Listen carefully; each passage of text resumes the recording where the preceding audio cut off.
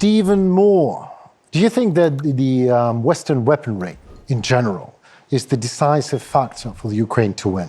Yeah, definitely. I think that if the international coalition supporting Ukraine evaporates after, 20 months now, then I think that this war becomes a much different experience. And I think that the Russians have the economy and they have the oil and they have the power to retool. Now their war machine, the heirs to the Soviet Union, the heirs to the Soviet war machine are buying weapons from Iran, and but they've got a lot of money to do it. Yeah, right. So evaporate.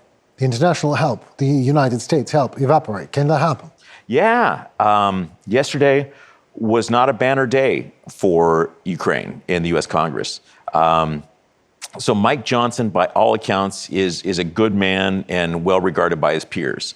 However, on the issue of Ukraine, he has voted against aid to Ukraine 9 times, which is every possible time that you could vote against Ukraine. Why? There's 55 or so members of the U.S. House of Representatives, Republicans, who are against aid to Ukraine, and they've been solidly against the aid to Ukraine every time. He's one of them. Yeah, well, what is the reason? Good question. Part of the reason is that conservatives in America are not getting good information about what's happening in Ukraine. Some of the previously solid conservative icons, conservative sources of information, are not giving good information about what's happening here. And Tucker Carlson's a prime example. He is making up fiction and telling it to the American people. Nothing new, isn't it? I actually worked with Tucker on a project, 2010, so it was a long time ago. He had just opened the Daily Caller, his newspaper. At that time, the Daily Caller was covering things that were not being covered elsewhere. And so at that point, it was a real welcome addition to the media ecosphere. And so I helped him. I helped him on Capitol Hill. I got together a bunch of chiefs of staff. I was a chief of staff at the time, and I helped him promote the Daily Caller on Capitol Hill. And at that time, he was doing good work. Now, he has decided to play fast and loose with the truth. And particularly he said that the Zelensky government is persecuting Christians, which is the furthest thing from the truth. What's happening is that Protestant Christians are being persecuted and tortured by the Russians in the occupied areas.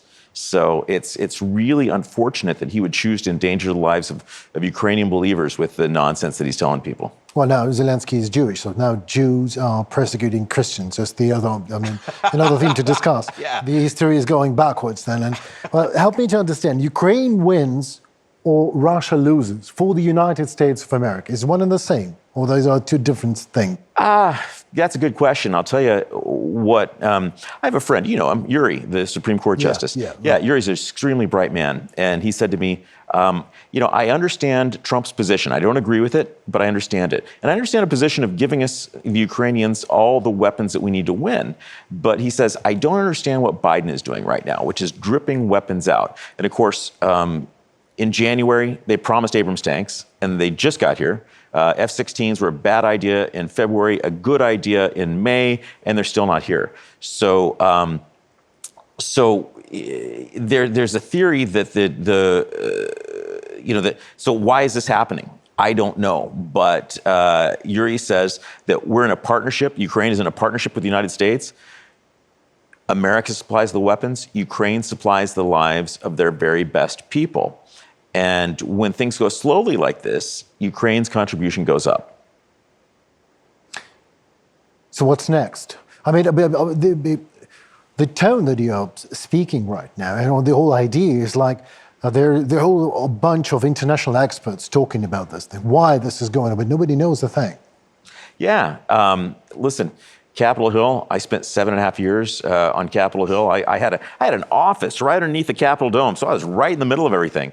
And these days is very difficult to discern, the mood of Congress and what they're doing and why. And that applies to the administration as well. It's a very chaotic time. Right. Yeah. So.